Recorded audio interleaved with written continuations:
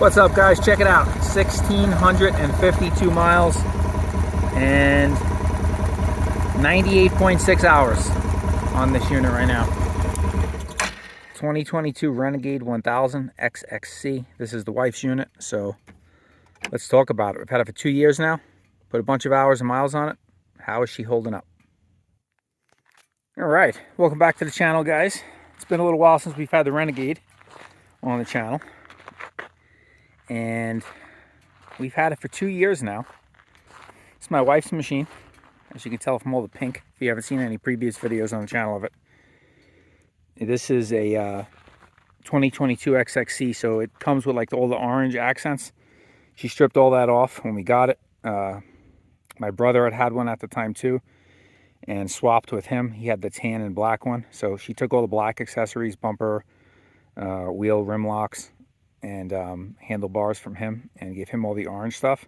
And then she stripped off all the orange decals, and from TNT Kits we ordered all the decals in pink. So still looks factory, except for a couple little personal touches. Odyssey Offroad edition. And she's got the pink on the hand guards.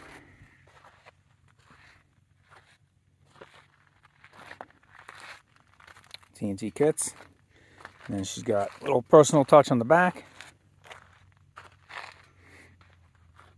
We have this rough country rack on here, which is nice because it's small. The only downside is you can't just lock something on here quick. You got to use, straps to strap it down, which we have a soft cooler that fits on here nice.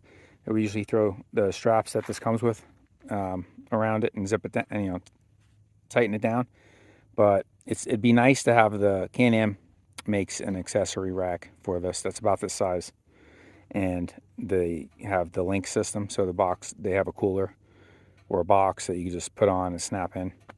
It's just quite expensive, so that's why we haven't purchased it yet. But I think that's going to be a change we make to this unit going forward. Probably ditch this rack and get the Can-Am one. It is pricey, but it's kind of worth it for the ease of use and convenience of it. Especially since she's the only one with a 4x4 ATV now that can carry stuff if we go out on rides. So it'll be nice to have. As far as how the machine's holding up, see how many miles we got on it and hours. Those are all really her riding it. I've taken it out, but haven't done any hard riding on it with it. So these are all hours she's put on it personally, and she loves the machine, absolutely loves it. She goes out, actually she's going to go out here today. She's going to take it out when I'm done recording this video, and she'll go out all on her own, go on a little Sunday ride. Usually we all ride together, but sometimes she wants to get out and I got things going on or things to do, and she'll just go out for a nice little cruise by herself for an hour or two and then come home. Good mental reset. Even the women need that too in their life. And it's been a great machine for her. Power level wise, it's awesome because I think it was 2021 where they introduced it. There's one thing about Can-Am is they kind of keep introducing new technologies and stuff on their ATVs, but you have the different power modes. They call it intelligent throttle control modes, the ITC switch here. So in the middle it's standard, and if you click it over to the left, you can put it in eco mode, and it'll come up on the screen and say eco mode. And that's just really, really docile. If you're just putting around and you got the little kids following you and you're going, 15, 20 miles an hour, that's perfect mode to put it in. Or if you don't want to tear up the grass or anything, because it's going to take all of the power off the throttle. You're going to really need to bury the throttle to get any power out of it. And even at that point, you don't get full throttle. So then if you click it over into standard mode, and that will give you full power, but it's going to tame it down on the initial throttle input right off the hit of the first part of the throttle. Then if you click it over to the right one more time, it's going to beep, as well as tell you it's in sport mode. But it gives you a little audible beep, so you clicked it over into that. So if you didn't mean to, it kind of lets you know, hey, hold on tight, because that's crazy mode. So that gives you the full horsepower, and it's the throttle response is just ridiculously crazy. She never rides it in that mode. If I ride it, I used to have a Renegade, same exact year model. I rode it all in sport mode because I liked that, having fun. If you're inexperienced though, that's what's nice about these newer ones. If you're inexperienced, you can kind of just put it in standard mode and ride it around, and it kind of tames down the initial throttle input hit, so you don't get that jerkiness and kind of where it wants to wheelie on you all the time, stand up and feel like you're out of control, loss of control of the unit.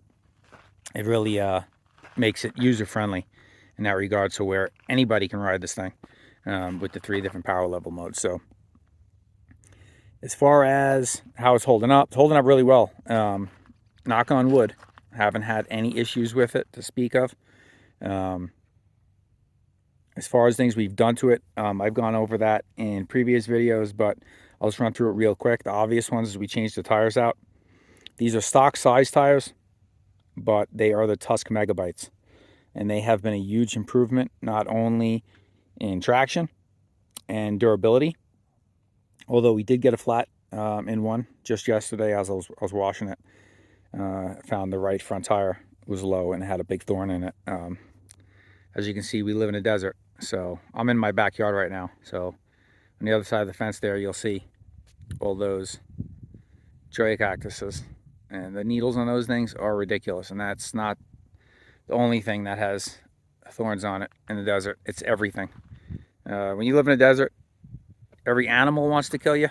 They're either venomous or aggressive, or and then the trees and plants all have thorns on them. So everything's dangerous out here. Not only just the animals, but the plants too. So it's almost impossible to not get some type of puncture. And you'll see right there, I plugged it yesterday. But these tires have been awesome. We've had them on for a year now. It is, as I'm recording this video, it is Sunday before Christmas. So she got it 2 years ago. It was December 2nd, I think, of 22. And it is now December 22nd of 2024. So 2 years. And we put those tires on last year. So they've been on for a full year and several hundred miles on them. And you'll see they wear an awesome.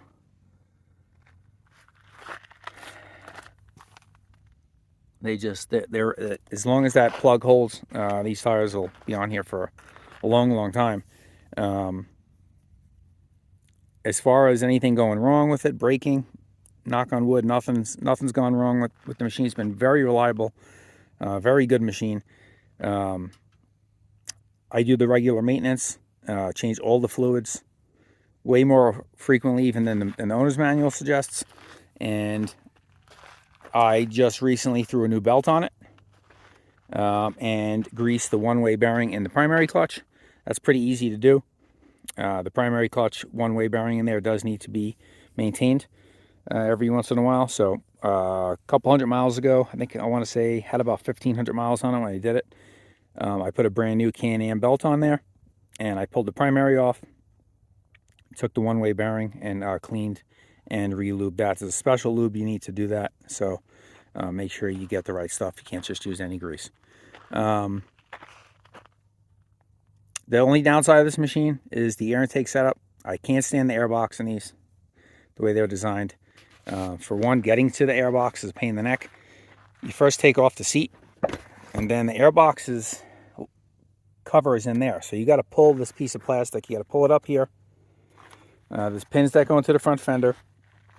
You got to pull it up here and release it. And then you got to slide the whole thing back and jimmy it over the shifter and under the handlebars without scratching it, and getting it back on. It could be made so much easier. All they really needed to do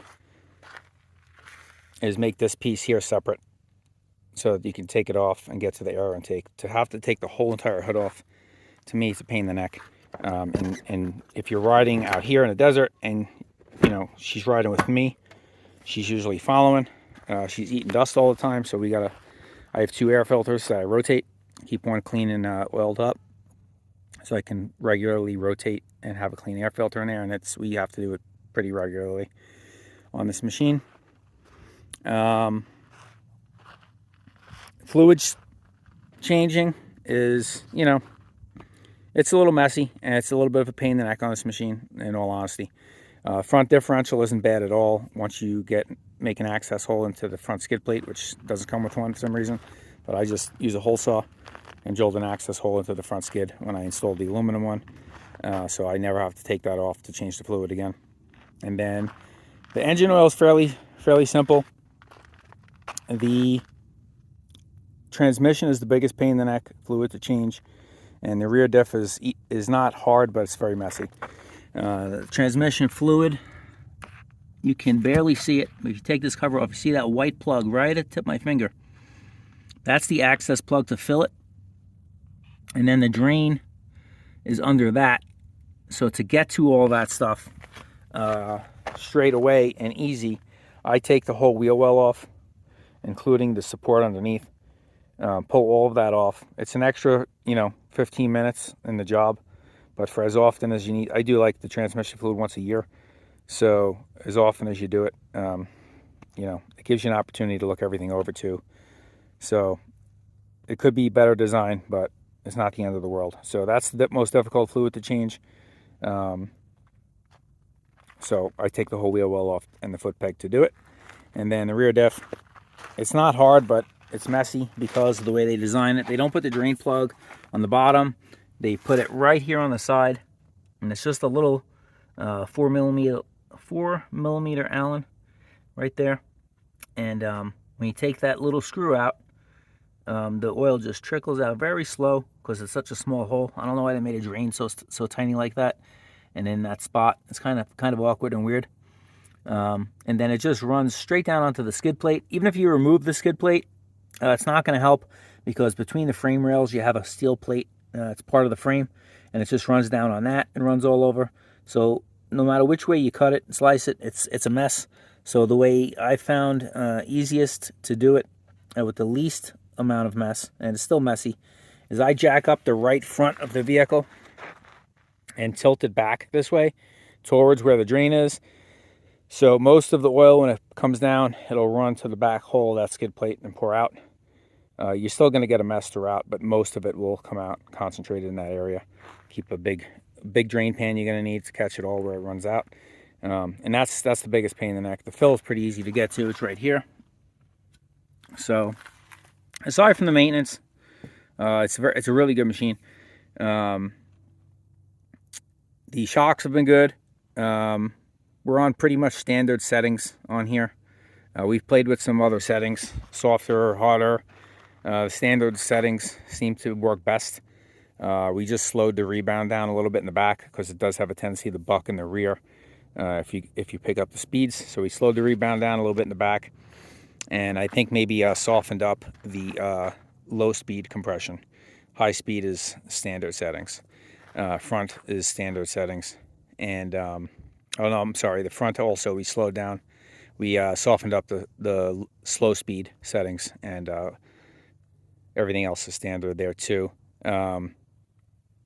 In terms of what else we did to the machine, you've seen the rack, you see the tires, the graphics, obviously she did. So a lot of cosmetic stuff. Tires are the biggest improvement it made, not only for durability, but it stabilizes the machine.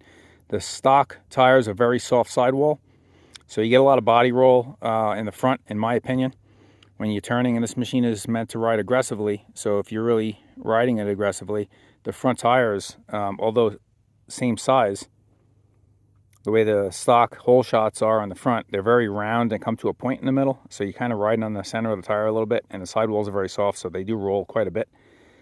This has a much wider footprint because the tire is a little more square. So you get a little more footprint on the ground, and it really has made the machine a lot more stable, noticeably so. I mean, it's very noticeable. So that's a huge improvement in handling. Was just changing the tires. We did full skid plates on it, and it comes with the metal skid plate for the center section, standard with the XXC, and then the front comes plastic. We added the Can-Am front metal section. It's all aluminum, and the rear section, which you've seen. And we did some more protection from Checo Racing. The water pump guard, that's pretty vulnerable right here where the water pump is and water pump line. Checo Racing makes a nice steel water pump guard. So that's installed. It's got LED headlight bulbs. They're just cheapies from Amazon, but they're holding up and working good.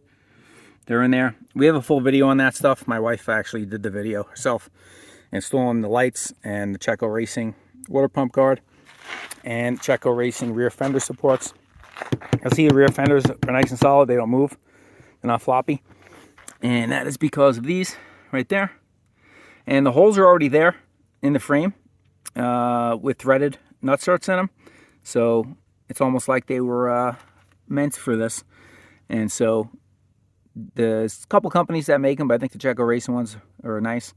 And they just screw right in to the factory nut struts there. And they have a little rubber support for the fender and bracket. And they brace and they don't keep them from flopping around on you. And in terms of downsides to this machine, oh, we had the license plate. Everybody always asks what that license plate frame is. That's factory Can-Am. You can get it. It's an accessory on their website. License plate holder bracket. You can go right on Can-Am and get it. You can get it from Amazon too. Just search Canam Renegade license plate frame, license plate mount, and you should be able to find that fairly easily. That's where we got ours. And in terms of downsides to the machine, I would say the only thing is, well, the maintenance difficulty, the fluid changing, and the air filter accessibility is a little, could be improved. But the biggest downside is the heat it throws on your right leg specifically. It funnels heat out of this thing. I mean, it just pours out right here. If you're not wearing riding boots, if you're just wearing pants, you know, even some denim helps, but you're still going to feel the heat on your leg. If you forget about riding in shorts, even if you're just going for a little cruise and you figure out it's going to putt around a little bit, the heat that extrudes there, you will literally burn your calf. No joke. It'll be red like as if somebody burned you with a hot iron on your leg after a while. So my wife wears full riding boots and socks, and that alleviates that issue. But to help with that a little bit, a good tune, they run very hot from the factory. So a good flash tune, which lowers your fan temp, turn on, and adds a little bit more fuel to it, helps it run a little cooler, will help. That is on the to-do list for this year. Mods we're going to be doing to this thing for this year are going to be doing a slip-on muffler of some sort. She doesn't want nothing too loud. I like the Yoshimura, but she thinks it's too loud. We may go with the HMF, the quiet one from HMF, just to get it to breathe a little bit better and give it a little bit of better sound.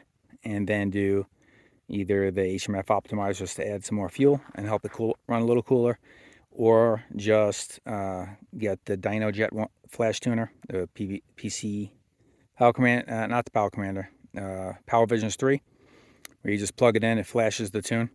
And that will lower the fan temp turn on and all that stuff. So we may do that. It's a little bit more than just a fuel programmer. And it's plug it in, flash it, unplug it. And it's not hooked up all the time. So that may be the route we go with just a slip-on exhaust. That'll probably be the biggest thing. She would like to do some different bumpers. So we like the HMF front, the big HMF bumper. But then you lose the factory skid. But the HMF one does come with an aluminum front skid. To replace that, then she would like to get that powder-coated pink to match our graphics. So that may be something we do. But I think the next big thing we're going to do to it is going to be the slip-on exhaust and a tuner. But overall, we're very happy with the machine. She loves it. She has zero desire for anything else. After 2 years of owning it and riding it, if there was anything she didn't like about it, we would know by now. It's not like it just sits in the garage either. She obviously put quite a bit of mileage on it. And, you know, darn near 100 hours on the machine, 98.6 hours. So it's had some seat time on it, and it's been in a variety of conditions. I mean, she's followed me through some really gnarly trails with it. You know, rocky, rough, off-camber stuff. And she's had it at the sand dunes. And it does really well everywhere. The power gets you through almost anything you need to. And the Fox suspension is pretty good. The only complaint about the suspension is if you're really cooking on the trail, if you're really hoofing it, at higher speeds and you hit a nice G out, the rear end will buck on you and like almost throw you off. So you got to be conscious of that, because it will just blow through the suspension travel in the rear and it'll buck you right off the machine. So if you turn up the high speed compression to alleviate that, it just makes the ride way too stiff for the rest of the trail.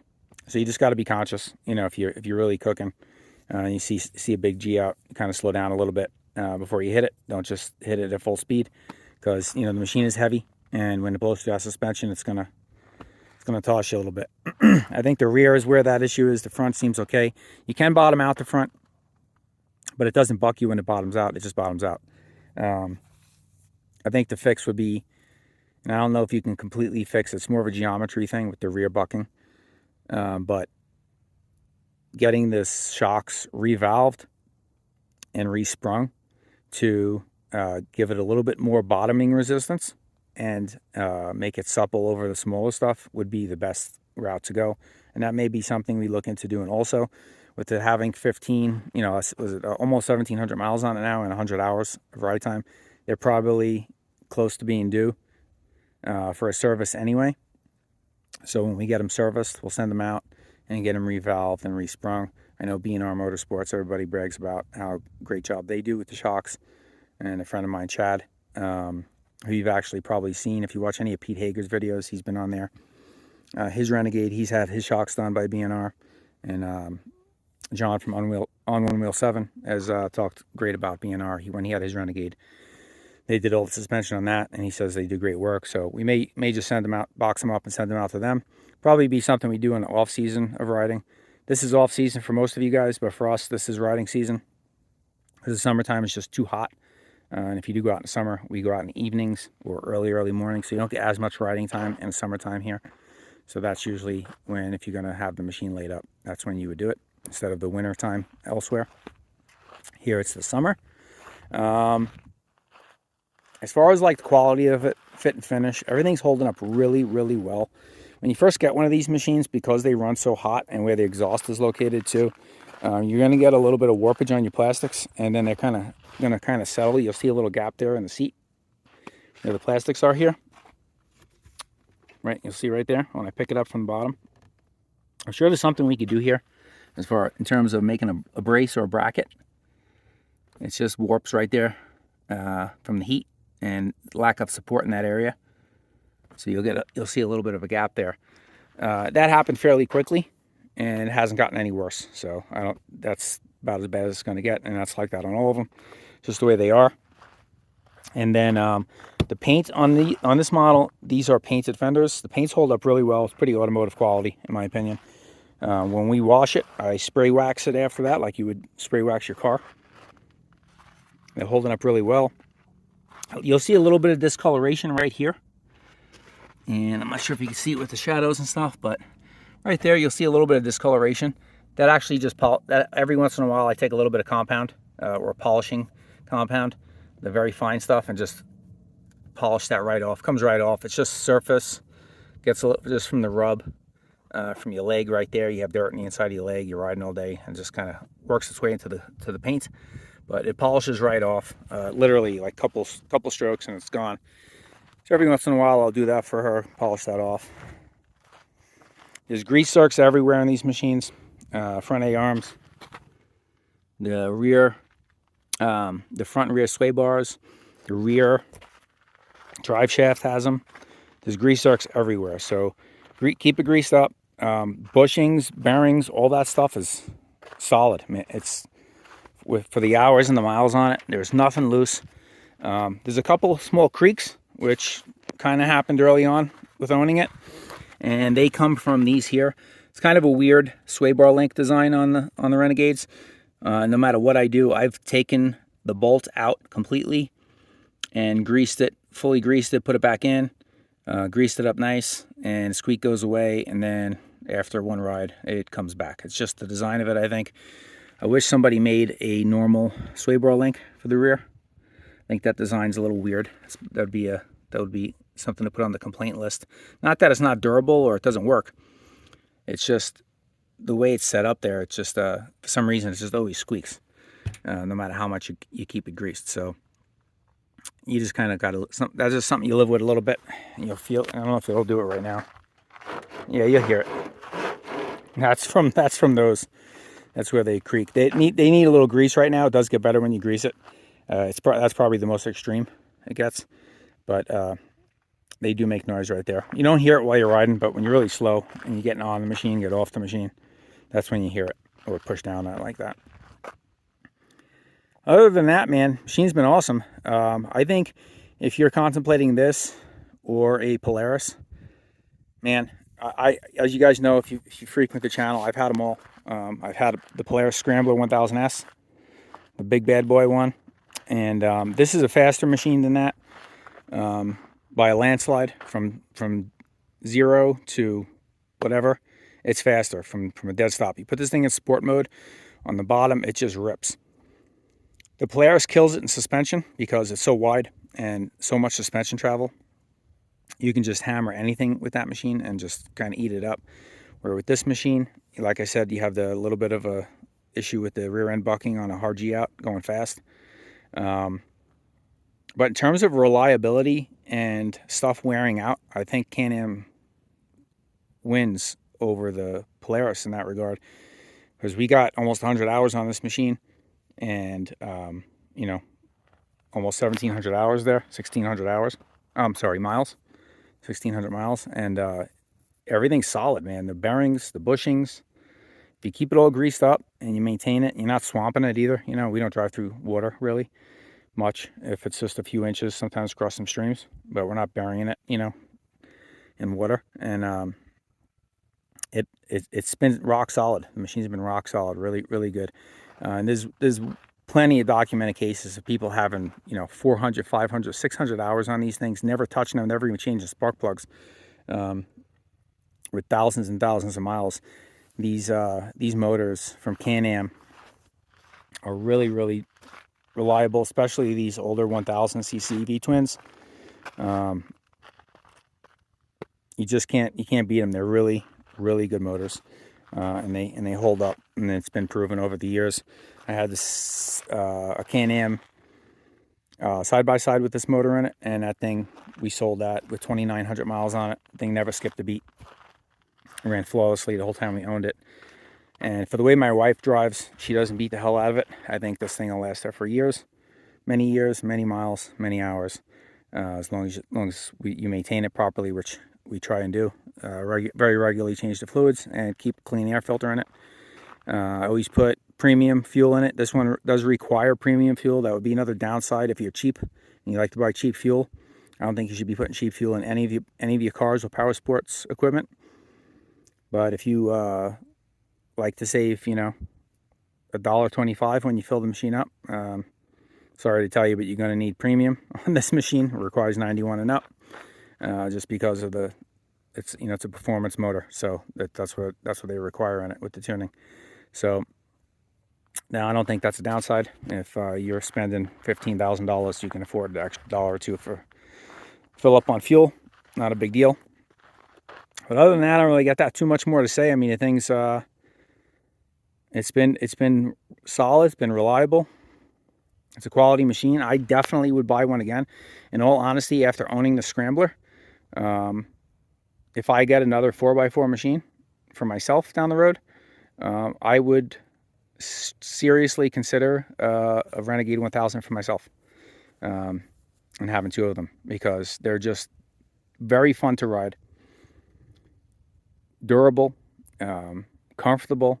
They're really quality units. We'll see what Can-Am does for 2026. They released their 2025 lineup with huge changes to the Outlander 1000, getting a new motor and chassis. So we'll see if that follows, and the Renegade gets that update with the new chassis and motor in 2026. We'll see what happens there. I'd be curious if they do that, how it would compare to this tried and true setup. The rear suspension would probably be better, because people are already saying that setup is better on the Outlander than the outgoing setup, like on this Generation 2 chassis. So we'll see what the Gen 3 chassis and motor ends up being in terms of performance-wise compared to this Gen 2 setup. And if they carries over to the Renegade for 2026, that would be really cool to see. I think that's something Canam will probably do, since they've already got it and all the rest of them. They want to kind of keep their fleet streamlined and, you know, use one chassis for everything. That would probably be something they're going to do, but they'll just wait one more year before they put it into the Renegade. So we'll see. I could be wrong, but my hunch is that's probably something they would do. And we'll probably see those changes for 2026. But this is the 2022, and it's rock solid, and we love it. And we are not planning on getting rid of it. It's not going anywhere. It's a great machine. Got a couple more upgrades coming this year, so stay tuned for those. And yeah, smash that thumbs up button on your way out. This is Joe at Odyssey Offroad. Thanks for watching another video. Hope you guys have a happy holidays this year, since it's right around Christmas time. And this video will probably drop right around New Year's. So happy New Year as well. We'll see you guys on the next one. Get out there and ride safe.